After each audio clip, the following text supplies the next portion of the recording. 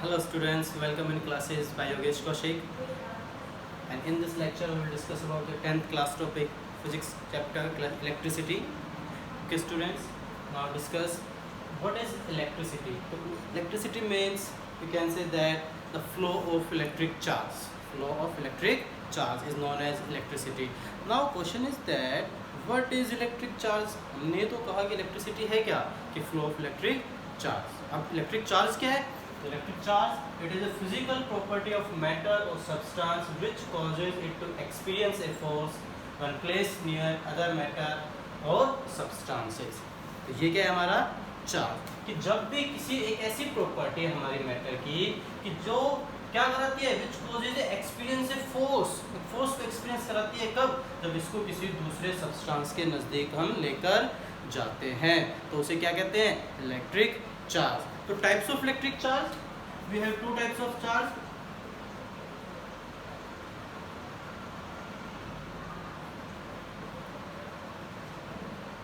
Positive charge and negative charge. Positive charge and negative charge. Okay. अब positive charge and negative charge कैसे create होते हैं अब इसके बारे में हम डिस्कस करते हैं. देखिए हम काफ़ी समय से 8th क्लास 7th क्लास में भी हमने पढ़ा होगा कि when a glass rod is rubbed with A silk cloth कि जब हम एक ग्लास रोड को सिल्क क्लॉथ से क्या करते हैं रब करते हैं तो one of them is get positively charge and one of them get is negatively charge. लेकिन हमें ये कैसे पता लगेगा कि इन दोनों में से कौन सा पॉजिटिव चार्ज है कौन सा नेगेटिवली चार्ज. ठीक है आज तक हम ये पढ़ते आए हैं कि glass rod is positively charge and silk cloth is negatively charge. But how कैसे ये जनरली बहुत प्रॉब्लम रहती है स्टूडेंट्स को. तो आज इसी को सॉल्व करते हैं. सबसे पहले देखिए एन एटम कि कोई भी हमारे पास एक एटम है suppose it is x. Atom का नाम क्या रख दिया हमने एक्स. तो जितने भी हमारे पास एक एटम है that atom having some number of proton इसके पास कुछ प्रोटॉन होंगे and that atom also having the same equal number of electron also कि जितने इसके पास प्रोटॉन होंगे उतने ही इसके पास क्या होंगे इलेक्ट्रॉन. तभी तो एक एटम जाकर क्या बनता है इलेक्ट्रिकली न्यूट्रल. कि अगर किसी भी एक एटम के पास सेम नंबर ऑफ प्रोटॉन तो सेम नंबर ऑफ इलेक्ट्रॉन होते हैं तो उसके ऊपर कोई भी चार्ज नहीं होता है और उस एटम को हम क्या कहते हैं इलेक्ट्रिकली न्यूट्रल. तो जब कोई भी एक एटम इलेक्ट्रॉन को लूज करता है लूज करता है तो उसके ऊपर कैसा चार्ज आता है पॉजिटिव और गेन करता है तो कैसा चार्ज आता है नेगेटिव. तो कैसे क्या प्रोसीजर होता है अभी हम देखते हैं. देखिए तो एटम है तो एटम के पास जो प्रोटॉन है एटम के पास क्या है proton. These proton are very tightly bounded in nucleus. कि न्यूक्लियस में कैसे है टाइटली बाउंडेड हैं and electrons are revolving around the nucleus. Electron क्या कर रहे हैं न्यूक्लियस के चारों तरफ चक्कर लगा रहे हैं. Is it clear. And the electrons which are present in the outermost shell कि वो इलेक्ट्रॉन जो आउटरमोस्ट शेल के अंदर प्रेजेंट है. सपोज हमारे पास सोडियम है. सोडियम के पास 3 शेल हो गए KLN. तो यहाँ 2 इलेक्ट्रॉन 2 8 और 1 इलेक्ट्रॉन. तो जो आउटरमोस्ट शेल है इसके पास जो इलेक्ट्रॉन है they are loosely bound as comparison to the shells of electrons of these two shells. कि इसके इस सेल के इलेक्ट्रॉन लूजली बाउंड होंगे as comparison to the K and L shell. Is it clear? Protons are tightly bounded and the electrons of the outermost shell are loosely bounded. यहाँ तक I think clear हो गया होगा आप लोगों को. अब होता क्या है कि जब हम किसी भी एक चीज़ को रब करते हैं किसी दूसरे सब्सटेंस के ऊपर व्हेन वी रब any substance on the other substance तो जो सब्सटेंस रब किया जा रहा है इट लूजेस द इलेक्ट्रॉन. वो क्या करता है इलेक्ट्रॉन को लूज करता है. अब जब उसने इलेक्ट्रॉन को लूज कर दिया सपोज इस एक्स एटम के पास 4 प्रोटॉन थे और 4 ही क्या थे इलेक्ट्रॉन. हमने इस एक्स एटम को वाई पर क्या किया रब किया. वाई के पास 5 प्रोटॉन है 5 इलेक्ट्रॉन है. सिर्फ हम मानकर चल रहे हैं अभी. तो जब हमने x को y के ऊपर रख किया तो यहाँ से क्या होगा, एक इलेक्ट्रॉन कम हो गया, दो ये कम हो गए, मान लेते हैं एक कम हो गया, दो कम हो गए, तो क्या हो गया, यहाँ पर protons are more than the electrons, suppose एक इलेक्ट्रॉन कम हो गया, how many proton, right now to that X atom, अब इस एक्स एटम के पास कितने प्रोटॉन है, 4, कितने इलेक्ट्रॉन है, 3, क्योंकि एक इलेक्ट्रॉन तो इसने क्या कर दिया, लूज कर दिया, एक इलेक्ट्रॉन तो क्या कर दिया, लूज कर दिया, it means that X atom have more positive charge as comparison to the electron, proton having positive charge, electron having negatively charge, तो क्या होगा, इस एक्स एटम पर कैसा चार्ज आया, पॉजिटिव, तो वाई एटम ने क्या किया, एक इलेक्ट्रॉन को गेन कर लिया, initially it has 5 proton and 5 electron, but after rubbing that y atom having 5 proton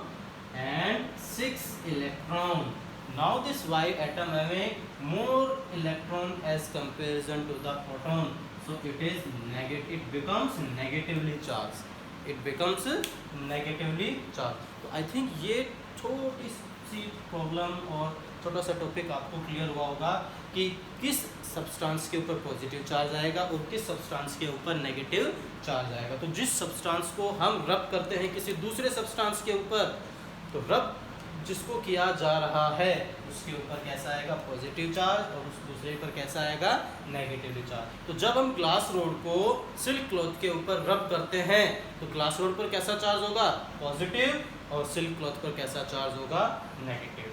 तो this is all about the charge. अब हम पढ़ते हैं प्रॉपर्टीज ऑफ चार्ज। क्या पढ़ेंगे, प्रॉपर्टीज ऑफ चार्ज। तो प्रॉपर्टीज ऑफ चार्ज के बारे में डिस्कस करते हैं। तो same electrons, same kind of charges, same kind of charges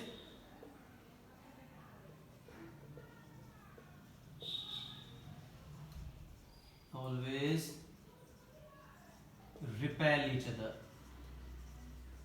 repel each other, same kind of charge always repel each other and opposite charge always attract each other. It means negative negative को क्या करेगा, repel करेगा, positive positive को क्या करेगा, repel करेगा, and positive negative को क्या करेगा, attract करेगा। Next, charge is always in the form of quantized, कि ये क्या है, डिस्क्रीट पैकेट्स के फॉर्म में हमेशा क्या होते हैं, ट्रांसफर होते हैं, मिलते हैं। तो Q is equal to N into E, Q is equal to N into E. अब ये N और E क्या है, N is the number and E is the charge on any electron. क्या कितना चार्ज होता है इलेक्ट्रॉन पर, -1.6 into 10⁻⁻19 coulomb. Coulomb is the unit of charge, coulomb is the unit of charge. और तो ये किसका चार्ज हो गया, इलेक्ट्रॉन का। प्रोटॉन का क्या चार्ज होता है, +1.6 into 10⁻⁻19 coulomb. What is the mass of an electron, mass of an electron 9.1 into 10⁻31 kg। क्या होगा, वो होगा मास ऑफ इलेक्ट्रॉन। क्या हो गया, मास ऑफ एन इलेक्ट्रॉन।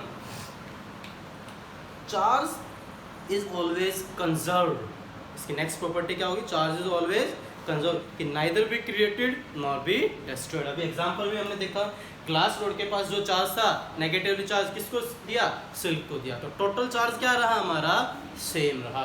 तो these are the properties of charge. Is it clear. और charge की एसआई यूनिट क्या होगी, कूलम। चार्ज की एसआई यूनिट क्या होगी, कूलम, जिसे हम किससे डिनोट करेंगे, कैपिटल सी से। ओके, तो नेक्स्ट टॉपिक हम डिस्कस करते हैं इलेक्ट्रिक पोटेंशियल। कौन सा टॉपिक होगा हमारा नेक्स्ट, इलेक्ट्रिक पोटेंशियल।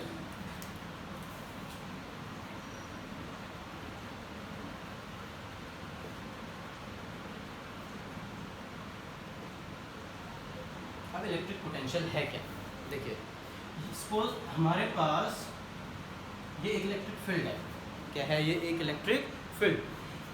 इस इलेक्ट्रिक फील्ड में इन्फिनिटी से एक यूनिट पॉजिटिव चार्ज को एक पॉइंट से दूसरे पॉइंट पर ट्रांसफर कराना। इलेक्ट्रिक पोटेंशियल क्या होगा? Electric potential is the work done to move a unit positive charge from infinity to that point in any electric field, in any electric field, that is known as electric potential, that is known as electric potential. Is it clear? Next is potential difference. Potential difference. Suppose ये हमारे पास एक electrode है, क्या है ये? Electrode. अब इस electrode में क्या किया जा रहा है? चार्ज को ट्रांसफर किया जा रहा है। चार्ज को क्या किया जा रहा है? Transfer, position A and position B.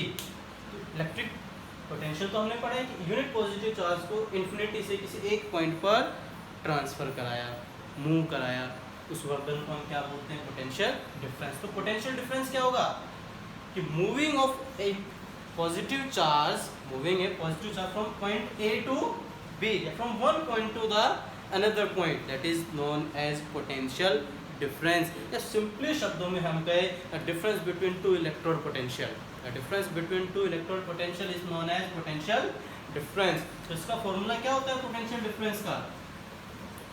Work done upon में चार्ज, वर्क डन अपॉन में चार्ज। पोटेंशियल डिफरेंस का फॉर्मूला क्या हो गया? वर्क डन अपॉन में चार्ज। तो इसकी एसआई यूनिट क्या होगी? तो वर्क डन की एसआई यूनिट क्या होती है बेटा? जूल। चार्ज की एसआई यूनिट कूलम। तो इसकी सिंपल जनरल यूनिट क्या हुई? जूल पर coulomb. But SI unit of potential difference, SI unit of potential difference is क्या होगी? वोल्ट। क्या होगी? वोल्ट। तो एक जो बोर्ड एग्जाम में क्वेश्चन आता है question define 1 volt, define 1 volt. कि 1 वोल्ट हम कैसे डिफाइन करेंगे? देखिए, when 1 joule of work is to be done when 1 coulomb charge is moving in the electric field, या per coulomb charge, so that is known as 1 volt। उसे क्या बोलेंगे हम? 1 volt। तो इसी से रिलेटेड कुछ प्रॉब्लम्स सॉल्व करते हैं, न्यूमेरिकल प्रॉब्लम। देखिए क्वेश्चन है कि calculate the potential difference at a point, calculate the potential difference at a point of, is it clear? If 5 joule of work is to be done, calculate the potential difference, potential difference calculate करना है। If the work is to be done, work done कितना है? 5 joule. Work done कितना? 5 joule. And कब? When 1 coulomb charge is flowing through the circuit. तो कितना charge होगा? 1 coulomb का। तो फॉर्मूला क्या होगा? Potential difference is equal to W upon में Q। W कितना है हमारे पास? 5 जूल। चार्ज कितना है? 1। तो पोटेंशियल डिफरेंस क्या आया? 5 वोल्ट। क्या आया? 5 वोल्ट। तो this is enough for this topic, and in next video we will discuss the next topic.